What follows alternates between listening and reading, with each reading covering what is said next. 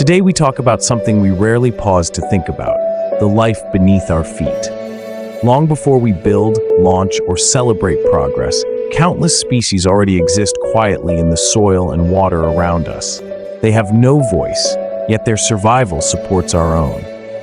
Through science and environmental DNA, Nature Metrics is helping us listen to nature, not silence it. If we truly care about the future, then caring for unseen species must become part of every decision we make.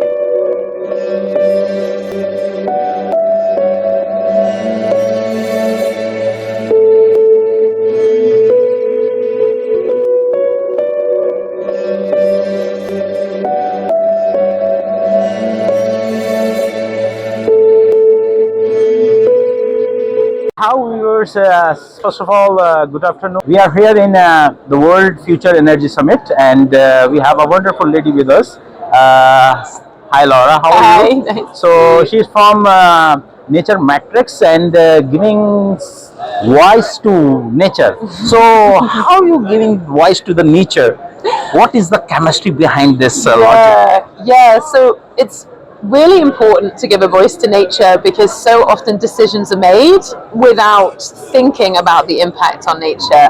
And all the data that businesses have is about money, maybe it's about engineering problems. Yes. It's not about the biology, it's not about the nature. So what we do is we help our clients collect data on what animals are living where they're doing their project. Then we take that data and turn it into metrics and scores that can feed into the boardroom, decision making, project management, because they can actually understand how it's changing over time. But generally, no one is considering.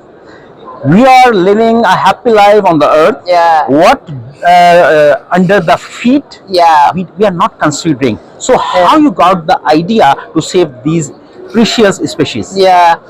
I think the conversation that is happening, that people are waking up to, is that personally they love nature. They don't want to live in a world without nature. But business has historically not considered nature. Everyone. Everyone, all people care about nature, I think. I certainly do. But for businesses, they realize that they are dependent on nature. So the water that they use when they are growing their crops in agriculture, the water that might be used to cool down an energy system, that water comes from nature. It's the plants that grow and provide the water cycle. Your company is testing the DNA. Yes. So how much is the accuracy level if you are testing only the water? Yes. So how can we believe the accuracy level of under the ground? Yes.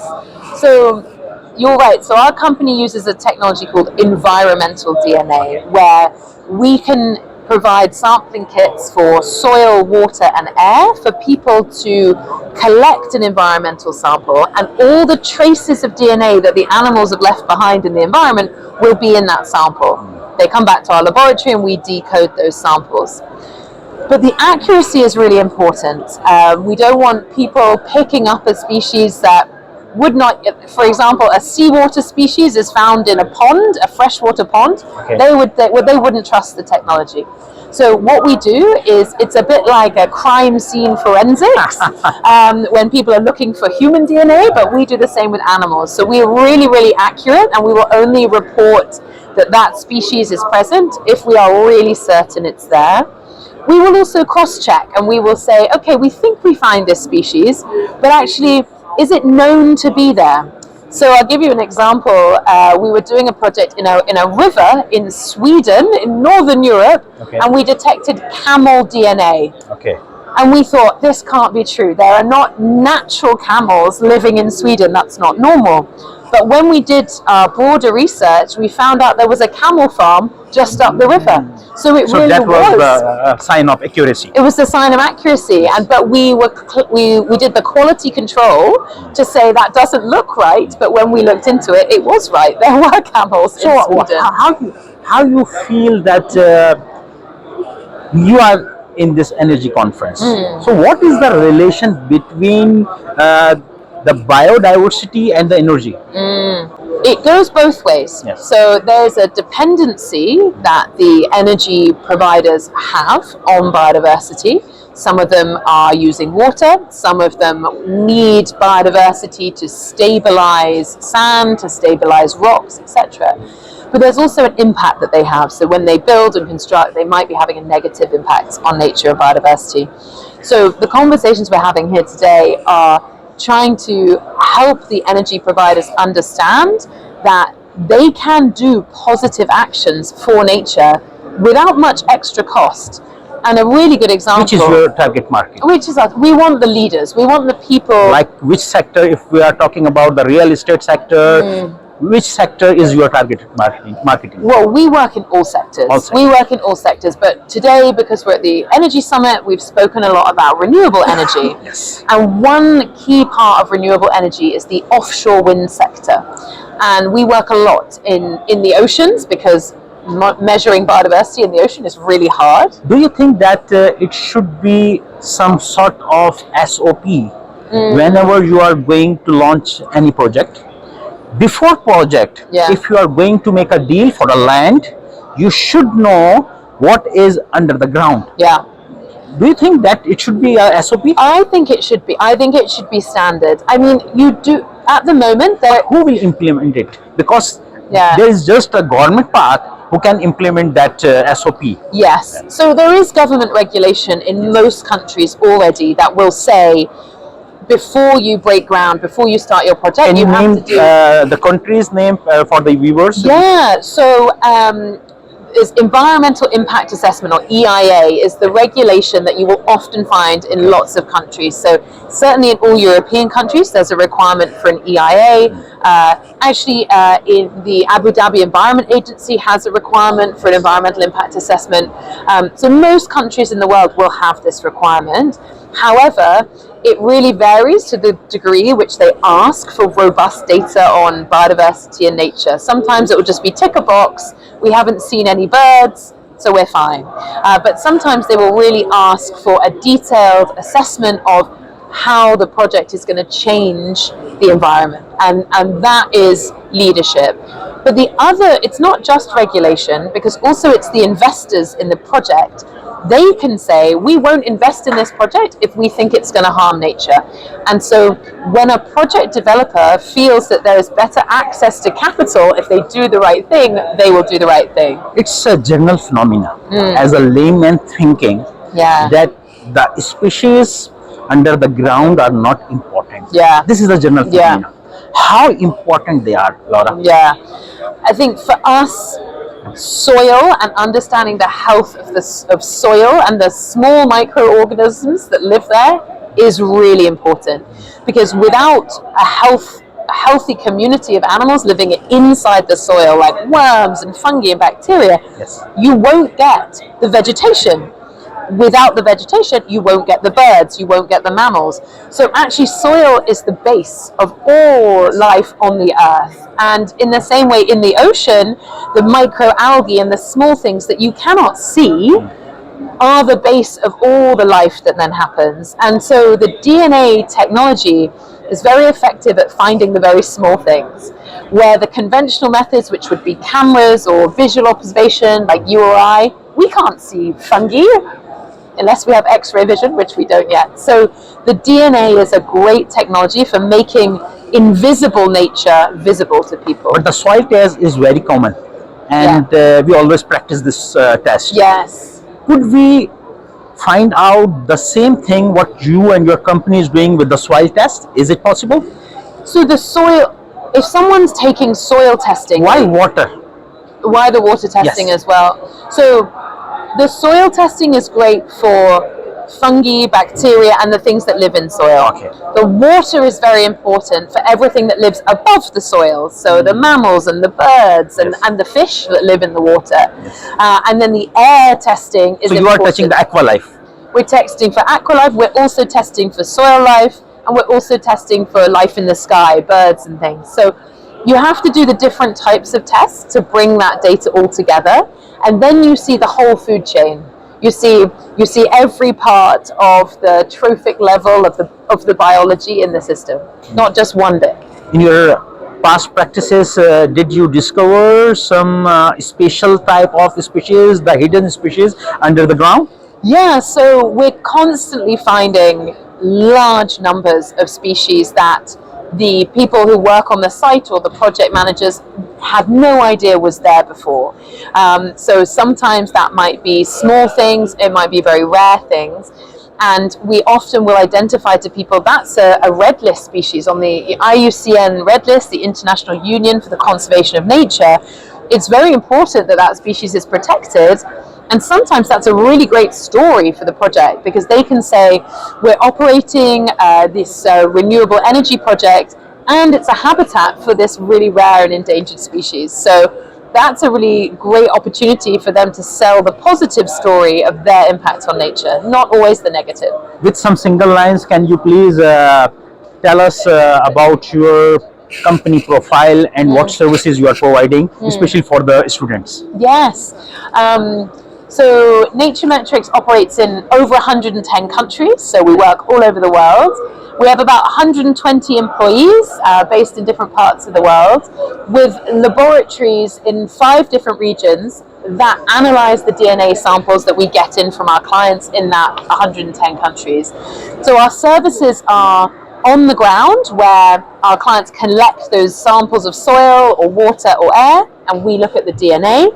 But our services also include digital services, because we've been working with on-the-ground data for 12 years now. We were founded in 2014. We have a big database of what lives where. So we can do predictive modeling and analysis to say, in this part of the world, we predict these species might be there. So there's some digital services we can provide. And this is valuable for a client who is just doing desk-based research before they go to the site. What might be living there really helps them understand their nature risk or their nature opportunity. And that then engages them to want to get on the ground and take the samples. Yes. So how can people approach you, and what will be the mechanism if someone will send you the sample? Yeah, so best way to approach us is to follow us on LinkedIn or our website. We also run a number of webinars. We've got a webinar at the end of January talking about what we think 2026 will hold for nature intelligence. But what happens when somebody is interested in a project is they will be paired up with one of our project team to help them understand what their objectives are. What type of nature do they want to understand? Is it soil? Is it water? Is it a combination of the both? And then we work with them to design the survey, how many samples they need, where to take the samples. And then we send them the kits. So the kits come, they look a bit like this. We send them to their country, their location, and they take the samples. Can you perform how it works? Yes. It's a huge process, or everyone can perform? Everyone can perform it. So they're designed to be very simple, so that even we've worked... Can you make a small demonstration Yes. to the viewers? How can how it works, and how easily we can do it? So for example, when we're looking at the DNA in air, and we think about all the fragments of DNA that birds or mammals or you and I are leaving behind in the air, what we can do is that somebody gets sent one of these kits. They can take a sample of the DNA that has landed on different surfaces by getting a swab. It looks like a COVID test. Yes. And they swab the surface like this. The ground surface? And they can do the ground as well. And the DNA. So it's you need any depth, a specific depth for this test? So usually it's surface. So this is the air test. So we're looking for surfaces of what has attached from the air.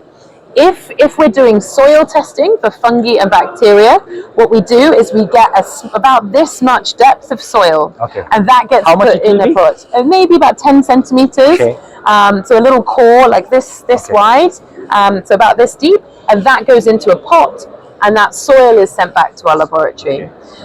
So it's very simple. We've had school children take samples with really good results.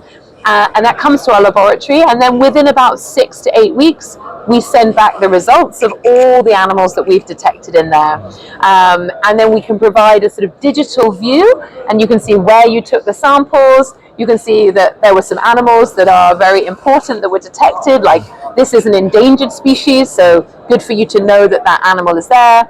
These are some invasive species, so you need to know that they're there so you can manage them. So we try and provide a very engaging way to receive the data, because that comes back to what we were talking about giving a voice to nature. Yes. That this otter cannot be in the boardroom, but his picture can be in the boardroom, and therefore people will know to make decisions that's going to support the population of otters on that project. Till today, how much species you discovered, your company discovered? Oh, Is there any list? a very long list, Oh, hundreds more of than? thousands, hundreds of thousands, and it all depends on. And eventually you save the life for that species. Hopefully, we hope, because we've made those species, this otter does not want to be seen, it's invisible, but we make it visible through the DNA traces, and so we hope people make better decisions to improve the habitat for those otters.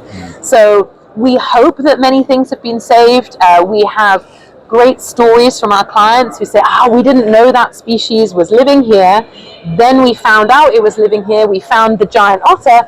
So we changed the design of our building. We changed the design of our wind farm so that the otters would have a better habitat. Is this a rare giant otter? Yes, these are quite rare. They're native to South America, and they're endangered on the IUCN Red List. So they are something that people are worried about nearing extinction.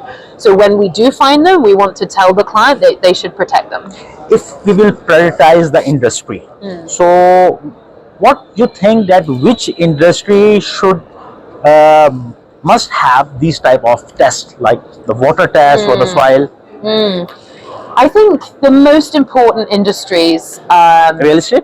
Real estate is very important. I think real estate is also important as an industry because people live and work on real estate, and we know from the science that nature is good for our well-being. There's a reason we love nature. So if people can build in a way that is better for nature, that's also going to be better for people. So there's a high dependency there between people and nature. So I do think real estate is really important. I also think some of the heavy industries like mining or extraction or energy are really important because they often have large areas. A mine site might be hundreds of hectares in size, so they manage a lot of land. So they have the potential to have a really positive impact. Especially if they have a lot of land, but they're only using a small amount. They're only digging the mine here. They have all this area which is a buffer or a barrier zone, or maybe it's an area for tailings or waste. They can choose where to situate those things in a way that is better for nature. Do you think that it's a very nice purpose what you are serving? So we need a awareness campaign among the community, on school level, in high school level. So everyone is inside the nature lover. So what do you think that we need this sort of activities and we can easily perform under the community? I think the challenge that nature has is people see it as very difficult. They say, it's so hard to measure. You need a specialist with a PhD to understand. Yes. But actually you don't. There's technology now that makes it very easy. Might be the people are thinking that we need a whole team of technicals and blah, blah, blah, blah, blah, for testing the soil or water tester. No, it's very easy. This is the lack of information, I think. It is. And I think the other technology like bioacoustics, which is leaving microphones in nature to listen for birdsong. There are apps on your phone. Anyone can record in nature and pick up the bird sounds. And we work a lot with clients who have that data. The DNA samples are very easy to do. So I think it's about the awareness needs to be not only how easy it is to measure nature, but also how important nature is. So why would you measure it? Because it's important. So if we bring the two things together, the importance and the tools to measure them, that's when we'll really get people out there and we'll get that data. Yes. Any message for the nature lovers and the people who are not taking care of nature? 2 lines, separate lines. Well, I definitely have a message for the younger children or the students to say, speak to your parents about how much you love nature, because your parents will be in business, they will be up against targets, and they will be told that they can only use the cheapest method. Tell them how important nature is. We need nature to be in business conversation. Yes. And the only way we can do that is appeal to people's hearts. And people, I think adults have forgotten how much they love nature. Children still love nature. So we need to bring that passion for nature to the people who are sitting in a boring room far away, and we need to make that connection. So have the conversation, And and they are your best friends. yeah, Yes. exactly. In nature is what everyone wants to do on their holidays, at their weekends. They want to go to places with nature. So the business decisions need to take that into account. If we will protect the nature will protect us. Thank you very much, Exactly. Laura. Thanks for your Thank you time. so much. And you are giving voice to the nature. Yes. And we hope your best journey ahead. And we are with you for this awareness campaign. Thank you Thank very you, much. Rekha. Well, Once thank again, you for giving a voice to me to give a voice to nature. Thank you. Yeah.